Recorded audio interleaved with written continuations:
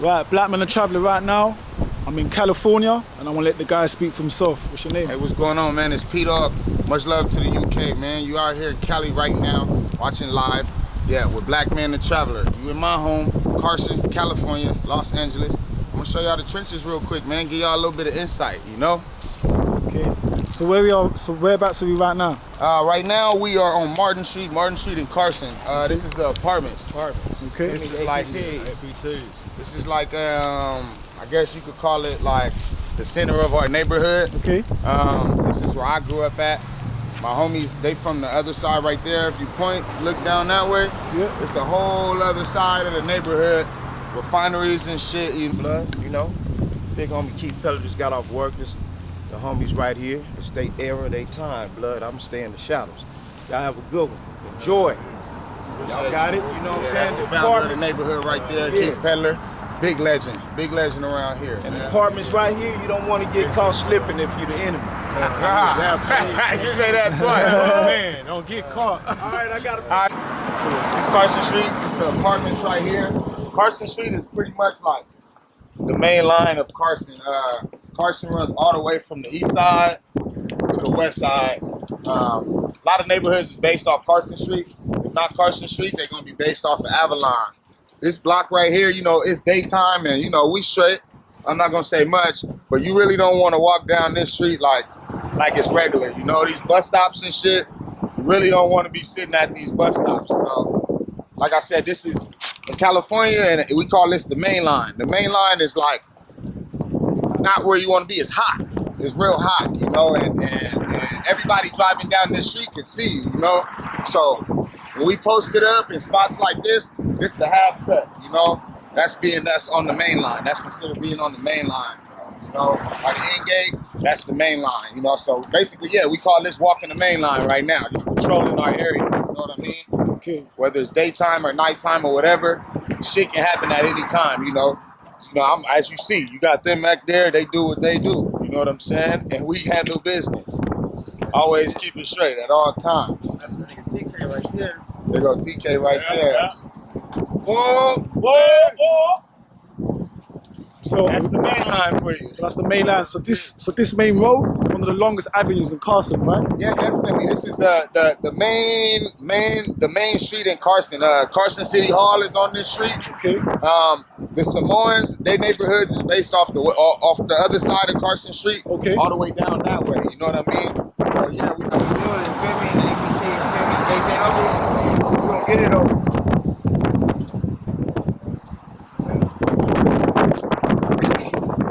A little bit of insight. That's how we do it out here, man. You see the barbed wire, you know, they can't stop us. This is our shit. You know, I lived here my whole life, man.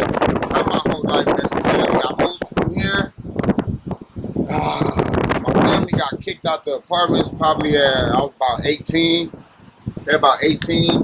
You know, so my whole childhood, my whole teenage years, all that shit was here. You know, and shit, school out here in Carson, the schools is like, it's different out here, you know, like Carson is weird, it's not really too racial, like. How would you describe Carson? Carson it's a melting pot, bro. Okay. It's a melting pot. It's Samoans, Filipinos, blacks, Mexicans, Very white diverse. people, very diverse. And Filipinos not just the only Asian culture out here, you know. And then like really, I would say it's a melting pot too because like you got money, you got people without money. You know what I mean? The city is just like it's taken care of. You know what I mean? But everybody in the city not taken care of. If that makes sense. You know? So there's a lot of like ups and downs at the moment. A lot of ups and downs. You know, like this right here. You know, if you live here, your family is probably getting by. You know what I'm saying? You're not doing too well. You might not have a car coming to you when you graduate high school. I damn sure didn't. You know what I'm saying? But my mom did what she had to do. She moved us up out of Compton, bro, when I was 3 years old. Moved to the apartments. I can speak on that. My mom moved us out of Compton. My goddad was driving. My goddad, he's from the crib side of Compton. He lived in Lewis Park. People might be familiar with Lewis Park, probably. He lived there. And my goddad dad was dropping us off at home, and they lit the car up. They sprayed the car up. Shit. About 50 shots, maybe, bro. 50 shots. About 50 shots. They didn't know my mom was in the car or that a baby was in the car, which is me. You know, it was crazy. And the crazy part is my family members is from over there. Like I said, they didn't know who was in the car, but that was the 90s. Compton in the 90s, it was, you know, it's tit for tat, tit for tat, tit for tat. And they really didn't care. A lot of women and kids got shot at that time. But back to the story, they shot the car up like 50 times when they were dropping us off. You know, he got hit up. He hit the gas pedal. Luckily, that shit saved our lives. My mom pushed me down in the back seat. So, you know, I'm 3 years old, and he had a Monte Carlo, old school Monte Carlo, white. From that experience, would you say that it's changed your perspective in life, or would you say that it was a life changer? Definitely, bro. I wasn't afraid of death my whole life. I wasn't afraid of death until I had kids. I didn't care, you know, because I felt like I came so close to it without even wanting it. You know what I mean, bro? I definitely think that out here in LA, growing up, you're going to have some type of form of PTSD. Okay. Because you're going to lose somebody.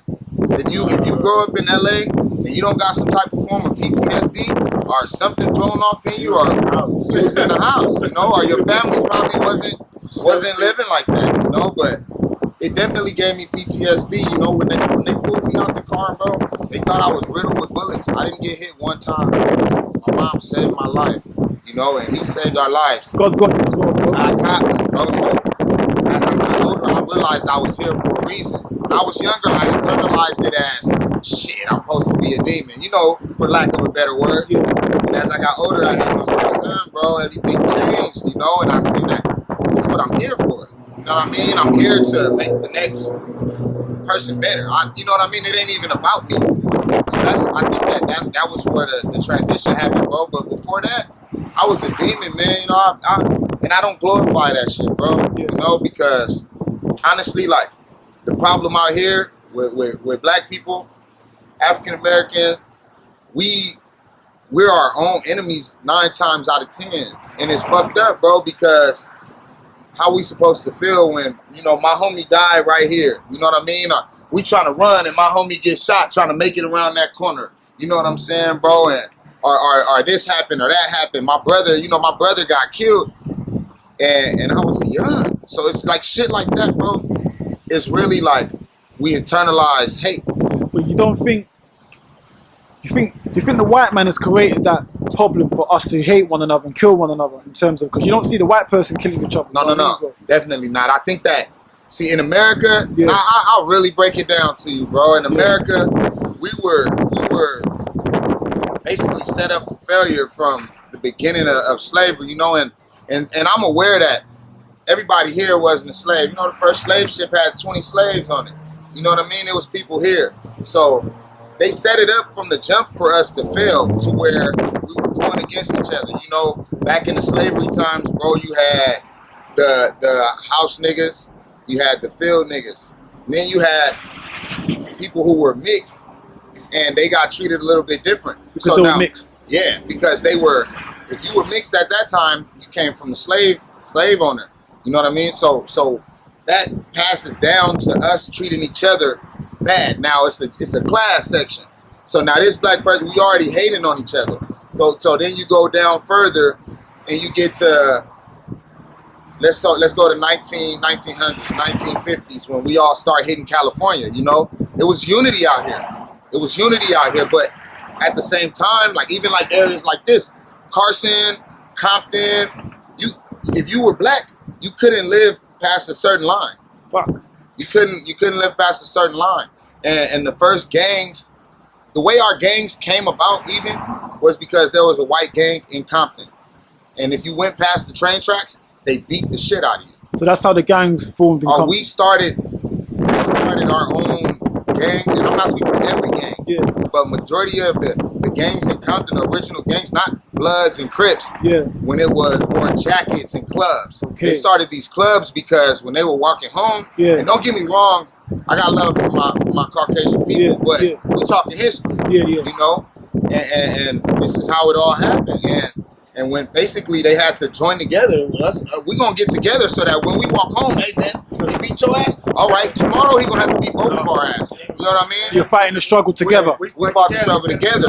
That led into the gangs, the original first gangs that you see, the Paru Streets, the 60s, the Avenues, all of that shit came from those clubs that came from us defending ourselves, really, you know? And like, I mean, that's just really how it all started, bro. Like, I wouldn't say I can't put the whole blame on them because I'm a grown man. I make my choices, you know? And we all make our choices.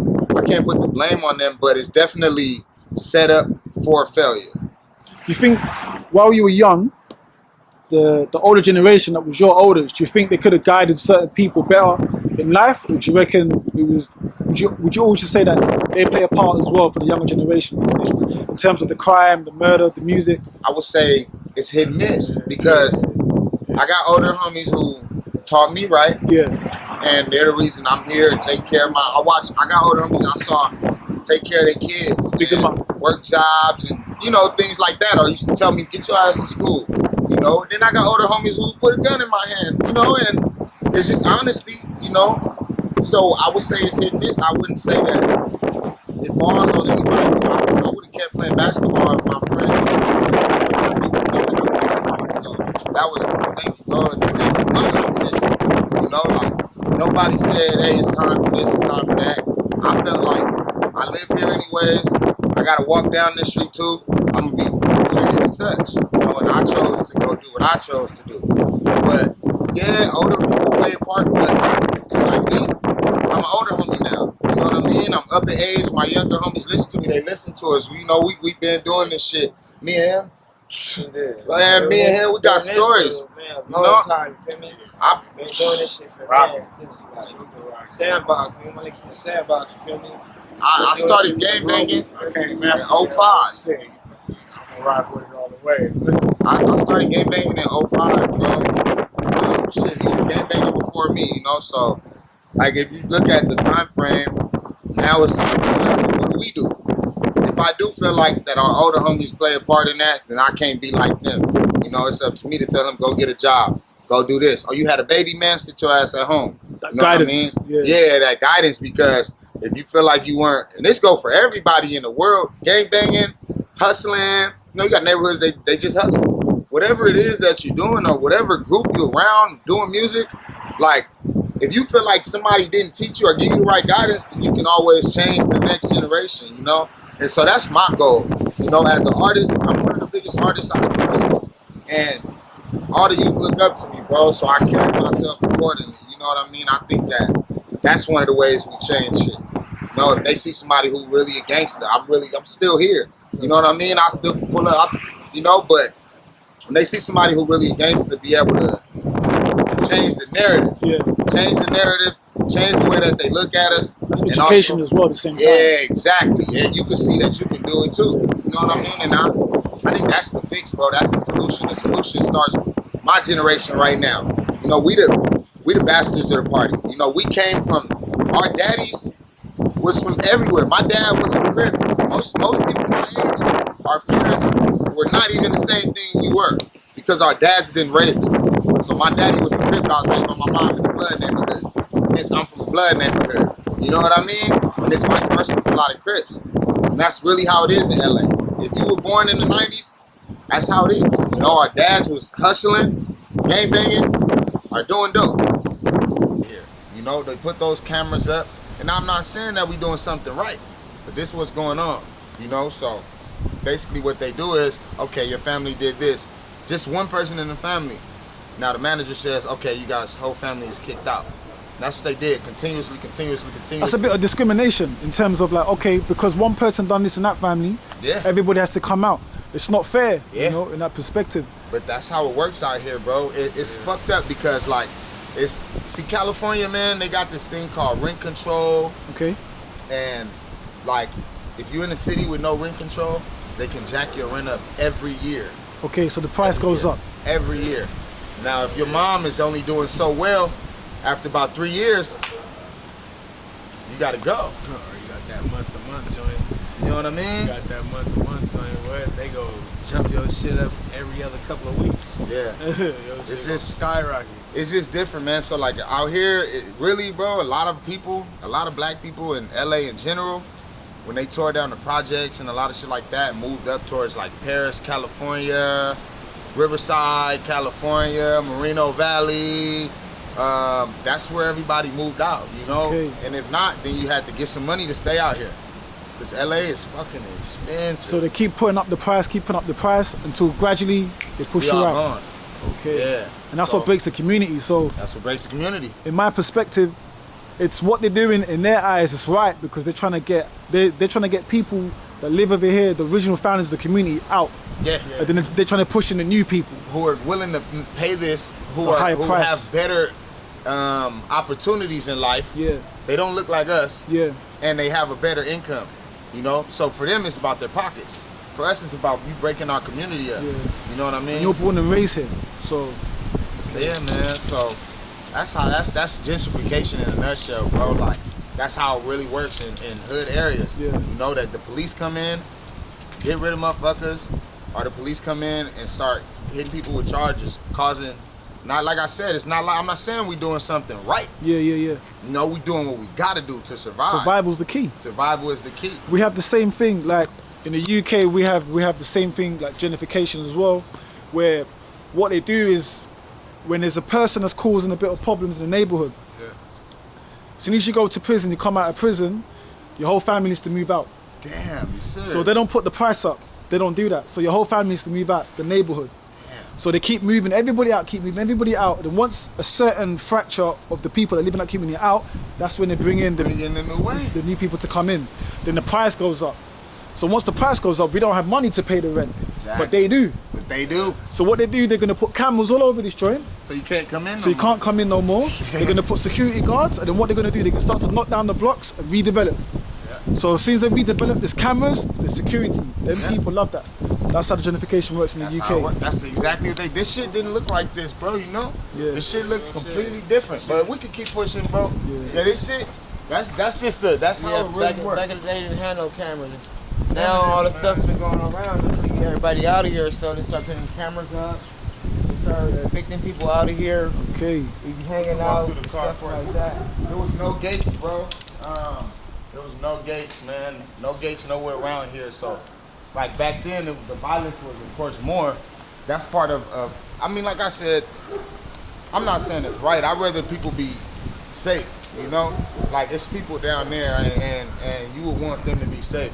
I would want my little brother to be safe. My little brother, I made sure he stayed playing basketball. He never gangbanged. You know what I mean? So you put him straight.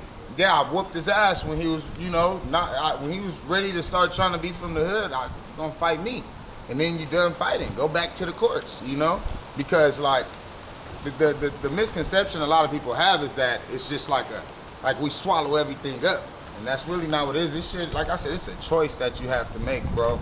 You know, and we made those choices. You know, everybody totally don't have to, and everybody is not forced to.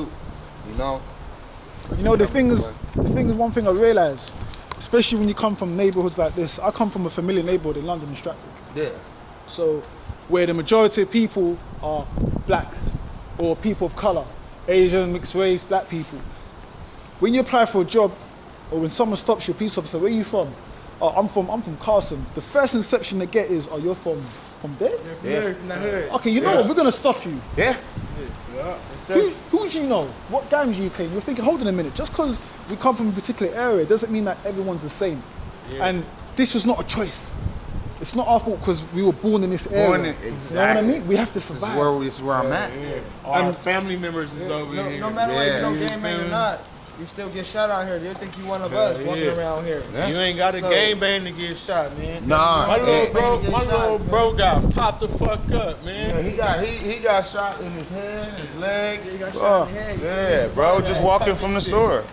He survived it. What was that, like a year ago? Yeah, he got shot in the head. You feel me? Survived it. You feel me? He got shot in the leg. He got shot 3 times. Survived. You feel me? Doing the gangbang. You feel me? This is how life it is out here. You walking down the street, man. They don't know who you is. They don't ask no questions. They're just gonna shoot at you. That's it. You feel me? That's how it is out here. You don't got no choice. Survival of the fittest. Yeah, real talk. That's real shit out Don't here. get caught walking. Don't get caught lacking. You get caught walking, you get caught Still lacking. here, you feel me? That's See, what don't that show him happen. the bullet wound right there. Right here on the side of his head right there. See that right there, side of his head got shot in the head. Yeah, you gotta, in LA, I speak for LA, you gotta have a gun on you everywhere you go, bro. Like, and it sucks to say it, you know what I mean, Blackman? It's fucked up, but it's true, bro. I was in the taxi coming over here, and then there was a brother in another car opposite me. He looked at me 3 or 4 times, and the dude that was driving me, the Uber driver that was driving me here, he was a black brother, and he said, bro, you gotta be careful when you go around LA, especially what you're wearing. Yeah. Be careful with the colors that you wear. And I said, okay. He said, especially if you're gonna go to a blood neighborhood, don't wear blue. If you're gonna go to a Crip neighborhood, don't wear red. Yeah. If you're gonna go maybe to an area that probably wear, I don't know, Grape Street or something, don't wear a particular other color. He said, even with the hats, the letters are very important. Definitely. The UK is very different. Yeah. So in the UK, we used to have Crips and Bloods. We still have that, but it's not as big as it is in America. So we fight over postcode wars. So let's say this block over here, this whole block, is gonna have a problem with the block down the street, over there. No joke. That's how we fight. We fight over this block and that block. We don't fight if this is a blood neighborhood and that's a blood neighborhood. We don't care. Somehow we're gonna get along because they're gonna be cousins across the street or blah blah blah. So the UK is very different compared. It's like that in Oakland. Okay. Oakland, California, bro. It's about blocks. See, out here in LA, it's all borders. It's all, my neighborhood stretches from Wilmington to the end of the freeway right there. Next neighborhood goes from here to there's big chunks and maybe 20 block radiuses. Every gang out here, and most gangs got about a 20 block radius. You know what I mean? But see, also out here in LA, and I got love for my Mexicans. You know, everything I'm gonna say is just the truth. This is insight. You know, out here, it's certain neighborhoods you can get killed just being black. You know, because it's bad Mexican and black wars going on. Very bad. At the moment, or at the moment, it's since a while back when crack cocaine was at its highest. Okay. Some shit went down with some brothers and some Mexicans over a bunch of dope, and ever since then it's been popular. You know, back in the days, it wasn't like that. Our neighborhood actually used to share the hood with a Mexican neighborhood. You look right past that over there, past the apartments, the other blocks back there. That's our shit now, but it used to be a Mexican gang, you know, not speaking down on them. We cool with them, but back in the days, like some of our homies was from the Mexican gang. A lot of black gangs didn't exist early on. The Mexican gangs did only. So it wasn't racial problems early on. But when dope came out and that fighting over territory came out, war started happening. If you go in Long Beach right now, in a certain part of Long Beach, bro, it don't matter what you're wearing. You know, they might try to kill you. You know, you go in a certain part of Wilmington, they gonna try to kill you, you know, and that's just it's just like that. Like it's like that. LA is fucked up. It's crazy because I was in Long Beach. The first time I came to LA was in 2016. I stayed in a hotel in Long Beach. I didn't know that there was a big Crip gang or whatever, something down there. And then I was walking with my partner, so we just came out just to go and get some food. And then there was a bunch of dudes on the street. My partner didn't want to walk past them. I said, but we have to go past them to be able to go to where we have to go to. So we walking down, and then she was a bit scared, so she grabbed me by the hand. She gives it, oh man, so she's Latin. Oh man, I'm scared. Hola. I said, no. I said, tranquilo, relax. So as soon as I walked past the guys, the first thing they looked at my trainer, they said, yo, you got nice trainers. I said, thank you very much. And then 2 of them must have approached me. They said, where you from? I'm like, London. You're from London? I'm like, yeah. They give it, yo, nigga, man, we got a nigga from London. And you see 20 guys come out of nowhere. I thought, okay, fuck, that's it. That's game over. They coming because they like, oh, see, from London? But when they came to show me hospitality. But at the moment, if I didn't say I was from London, it could have turned left. That's crazy, right? Yeah. So that goes back to what I said. In America, we train to. There they go. Police trainer, I knew they was coming. We see in America, we train to go against each other first, bro. And it's crazy. That's just how it is. Like whether it's Chicago, New York, you know what I mean, LA, Texas, whether it's a lot of Bloods or Crips or whatever the case is, we go at each other. With first things first, you know. And like I tell people constantly, when you see another brother, speak. You know what I mean? When you see another brother, speak. I Yeah, film you them? can film, bro. Right now we've got police coming over here. Let the brother speak.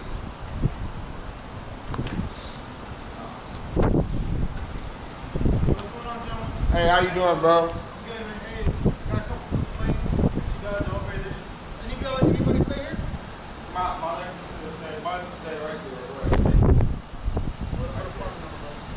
Right there upstairs, bro.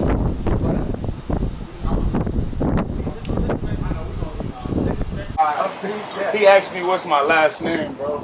As of right now, Carson Sheriff's is kind of pissed at me Okay.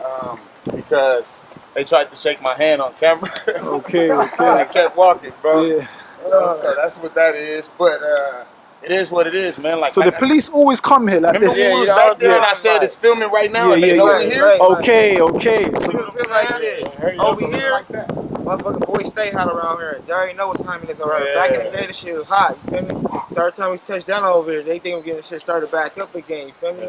But we're on positive energy, you feel me? We out here causing no trouble, we just out here trying to get money. That's it, you feel me? We just out here doing what we got to do, you all feel the me? time. I don't even be here after done. and that goes back to the same thing we were talking about before. Because you come from an area, the inception that they have in their head is that, oh, everyone... You even got the lizards By fighting. eating that motherfucker. They here fighting in the hood. Yeah, making love, you feel me? That's how it is. It just shows that the police don't give two fucks. They don't give two fucks, bro. They just have to stop people. Yeah, we ain't doing nothing wrong. Clearly. And then people complain, right? See, that goes back to what I said. Yeah. They're complaining, bro. I grew up here my whole life. My auntie lived right there. My cousin lived right here. You see what I'm saying? Bro, I'm not doing nothing wrong, so why would I not be able to, where I have family at, why would I not be able to come and just film and talk about life? But see, the people, you heard what he said, they getting complaints. Complaints of Nothing. black men walking around. Yeah. Think of what the complaint is. Yeah. Like, we ain't smoking no weed. It's illegal in California to smoke weed. Yeah. So what's the complaint The about? complaint is that black men are where we are really from. That's it. That just shows that the lack of equality that's still here in the United States. They call it the land of the free, but is it really the land of the free? Don't drive off if you No, put that in my trunk. That bottle. You know? Don't put that open bottle in my Because the amount of stuff that we've just experienced right now in terms of just walking around the neighborhood and the police to be able to come and answer certain questions, it just shows that there's still lack of equality over here. Hey, what up, Unc? Uncle Melvin. What up, man?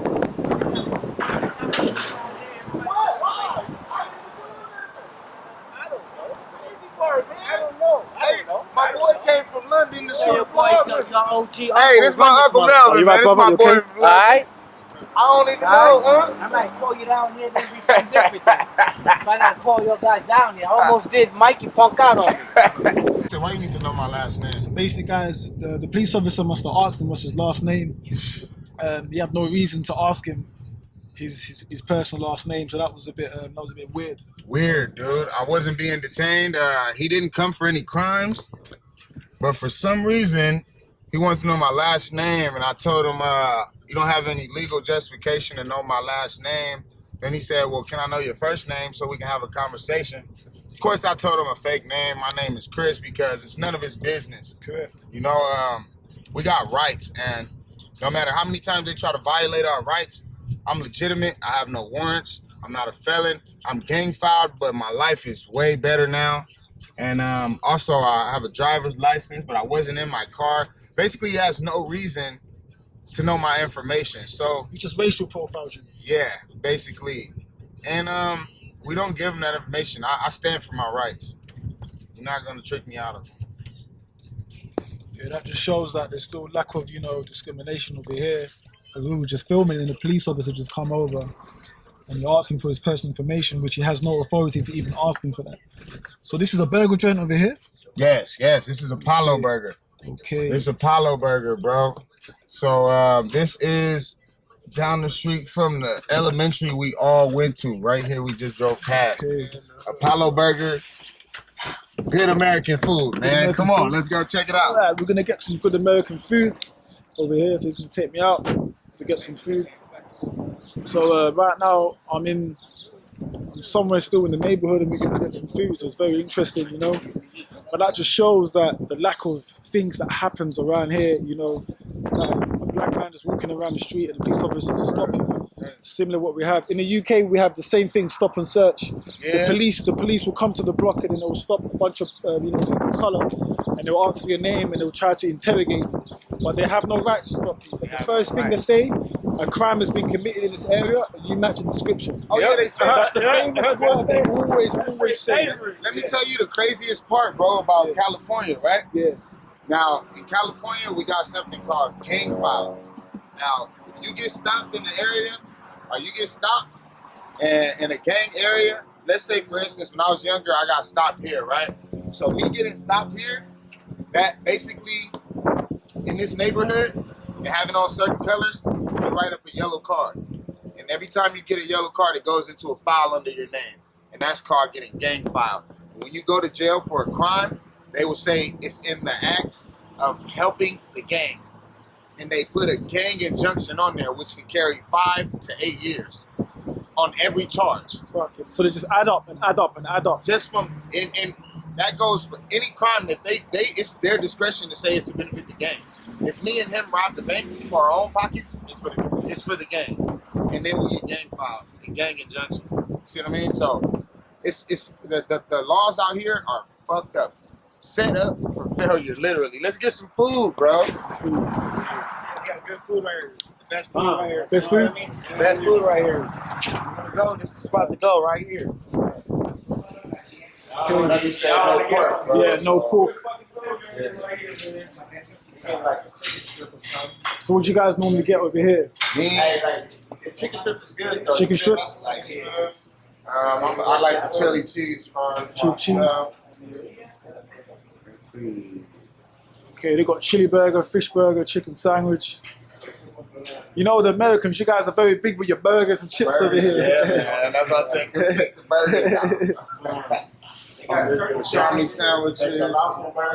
The colossal burgers. Is that good? You don't like pork, right? Yeah, no pork. No pork, no pork. No pork for me either. So, okay. Turkey meat. What looks good to you, bro? Me, I'll get anything, just no pork. Anything? I'll get anything, just You no want to try a pork. cheeseburger? Okay, I'll try a cheeseburger. All right, yeah, let's do that. Burger, cheeseburger? Sure. All right. You see the guys cooking up over here. So just behind over here. So right now we're just gonna get something to eat, and then as soon as we finish eating, we're gonna continue this video. So we're still in Carson right now. Yeah. We're still in Carson right here. Okay. We're still in our area. We're still in the hood right here. One of our hood places right here we eat at, you feel me? It's the Apollo Burgers right here. That's the hood food restaurant right here. So let's go to get their food at. We ain't gotta go too far there, right in the street. Shit, get faded, nigga. Right back to the home. Fresh food. This the best food right here. You can't beat this food right here. You get high, you feel me? Be in the hood a long time. We got right here as well. Homies be at, you feel me? Be here every day. You feel me? After school, nigga, after school, come up over here. So you guys used to come here when you was young? Young, you feel me? See, I was gonna tell you about my elementary school right there. So all my elementary, I was there since I was a kid. You feel me? I grew up in Carson all my life, you feel me? So I was out the womb, you feel me? Living all my life. That's all I know, you feel me? Went to school right here. Went to Carnegie, went to Carson High, you feel me? I went everywhere, you feel me? I was one of the niggas out here, you feel me? Got to do it, you feel me? Make it, you feel me? Man, they kicked me out the whole district, bro. Man, I didn't have a different district every semester, man. Shit. Okay. You know, so like Carson, bro, is more like, I wouldn't say like we boxed in, you know, because you got Mexicans over here in the city of Dominguez, which is small. You got Mexicans that way in Bloomington. You got the Crips up the street. But Carson, we're the beginning of the power rules. Carson is a power rule city, really, you know. It starts with us. So as soon as you go over the bridge, you enter black territory, right? And you enter the Cabbage Patch, starting at Wilmington Avenue. Wilmington Avenue stretch all the way to Compton, right? As soon as you hit Wilmington, next is gonna be the Scottsdale power rules. Next after that, you're gonna have the Sky Park power rules. You're gonna have the West Side power rules. Then you got some Mexican neighborhoods, you know what I mean? You got Grace Avenue power rule. You got some Filipino blood gangs. Everything past the 405 freeway. There's a lot of red all Pyro red. gangs. Okay. It's Do they all get red. along or no? Yeah, Okay. we get along. Okay. It's the city is full of unity. We all like we all fuck with each other. Like right now, I could go to the west side with the Samoans. They gonna treat me like a brother. They can come over here. The Scottsdales, I used to walk to the projects. That's the projects on the other side of Carson. Okay. You know? So it's like our older homies. They set it up to where. What happened? Oh, there was one guy with a mask. Regular shit that be going on. You can feel it. So that was another person just driving down the neighborhood. Yeah, trying to bang out the window on some bitch shit. It happens, man, but it's broad daylight. You know, people like They won't risk it. it happens, bro. Like, but you know, like that shit. That's LA for you, bro. Like everywhere you go in LA, it's a gang, and everywhere, like and every hood that's outside is gonna have somebody trying to flex their muscle or something. You know, bro. Like I said, this shit. I don't see gangbanging ending no time soon, bro, but I do see gangbangers getting older, some of us elevated, you know. The music game saved a lot of motherfuckers too, you know, bro, I'm not gonna lie. It took a lot of my energy. A lot of my energy got took away from the streets doing music, really, for real. Really, because I really, if it wasn't for my kids, you know, that's what set me down. And the music kept me, you know, out the, let's be.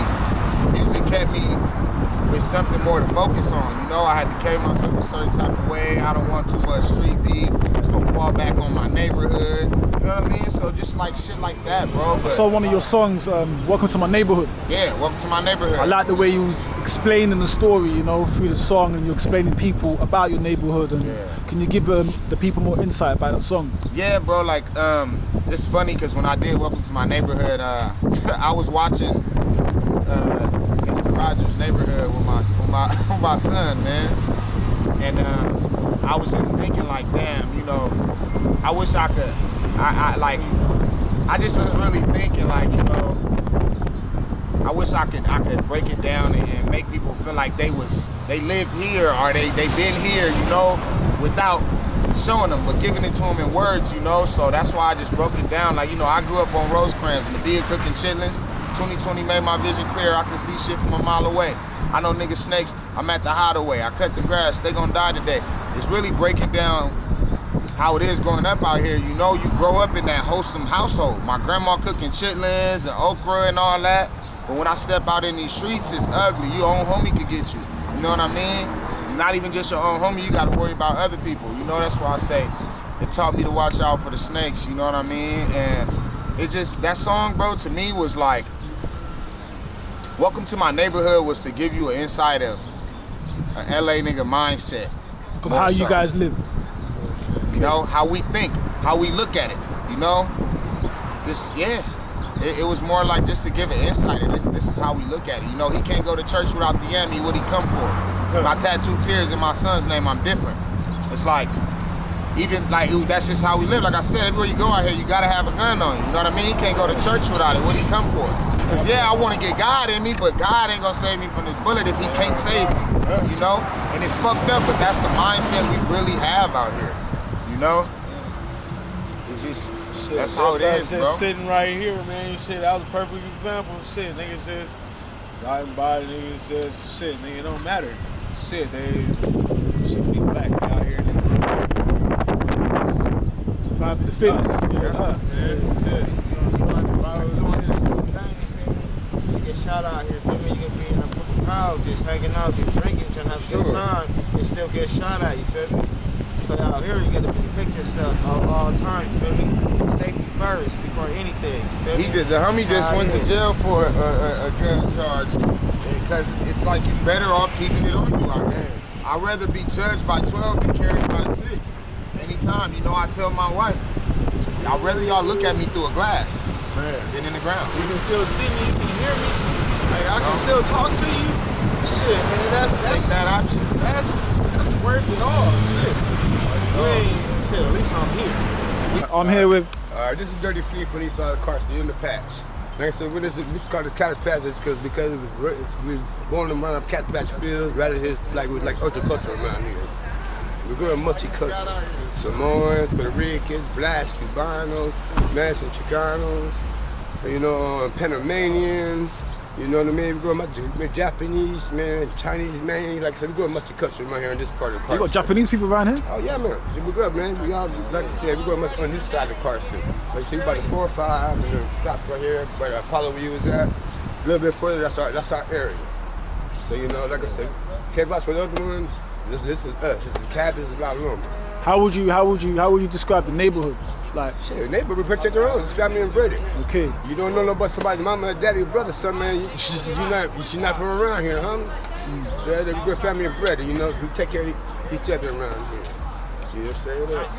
And any words that you give to the youth that's watching this in terms of that has been through a negative lifestyle? Like, what advice would you give to people? It depends on the person. You can make it negative to the positive. Yeah. You know, it depends on how you do it and you know how you run it. You know, I can't tell nobody what to do. I can give suggestions. That's it. That's best I can say. You gotta make your own kindness. That's it. Right, bro. So, what got you involved to be in music? Why music? Out of all things that you could have done, why music, my brother? Music, bro. Like it's always kind of been a part of my life. My pops was a battle rapper. He had me young, like very young, at 15. So, you know, he was still battle rapping in high school, doing his thing, gangster rapping. He was on Rep Your Set, banging on wax. Yeah, Pops was one of those guys, you know. So since I came out the womb, I was in the studio, you know. He had me around West Coast Connection, the whole banging on wax shit. I was in there for that. You know, Rep Your Set, I was in the studio. So in the diaper, I was pretty much, you know, walking around with a microphone, you know, acting like I was rapping. You know, that's what I was around. I got into sports like super heavy, bro. You know, I balled my whole life, but rap was always there, kinda. At what age was you into sports? I played travel ball, bro, from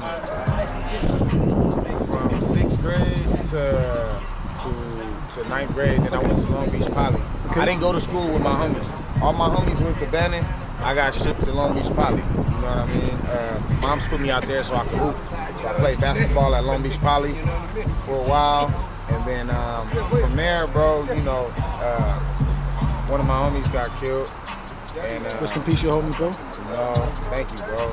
And when he died, bro, I kind of gave up sports. You know, I started gangbang. And but rap was like still there. You know, so at the same time, I'm in high school and I'm with my cousins and shit. And you know, I'm going through what I'm going through. I'm starting to gangbang, but I'm freestyling with my cousins and shit. You know, and then they used to bring a they used to bring a van. They used to bring a van up to Long Beach Poly, and pretty much it had a studio inside of it. I don't know who did it, but they used to bring a van up there, a mobile recording studio, and they'd let you go in there and rap if you know how to rap or whatever. So we'd do that. We'd be on the staircases or whatever. So Long Beach Poly is where I kind of started back, falling in love with music again. And then, you know, from there I'm gangbanging, you know. I wasn't never really taking it serious, bro. Who inspired you musically?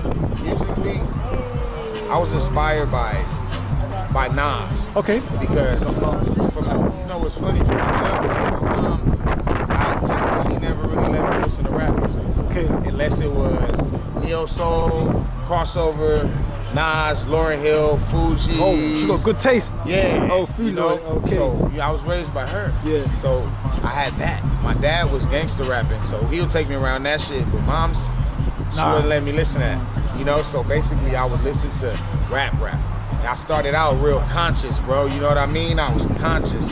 You know, I was aiming to be like a Nas. Nas? Yeah, so Nas, bro, like, you know, I was inspired more so by Nas. When I heard Nas Ether, around that time I had started like really practicing freestyling, fucking around. It's like 10th grade, you know, 10th grade. And I'm like really conscious more so, you know, I was talking more conscious. And then as I went along, you know, I kind of dumbed it down, but I had a moment in music where I felt like if I'm gonna make it, I'm gonna make it because I want to hear it too. I love this, and I got to get back to the original goal, which is saying something, you know. So I had to find a way to really speak my truth, tell a story, and still make it sound presentable, you know, without falling too much into the conscious lane. But Nas was definitely my main influence. You can also relate to Nas as well in terms of speaking not just the music, but the message that's behind the song. Yes, exactly. Because he's really saying something, and when you listen to a Nas song, it don't really matter where you're from. Like even like a lot of the music that he did with Bob Marley's son, it like I think that it spreads across coastal lines because like the message is pure. You know what I mean? What he's saying, you're gonna resonate to it. You know what I mean? It's not limited.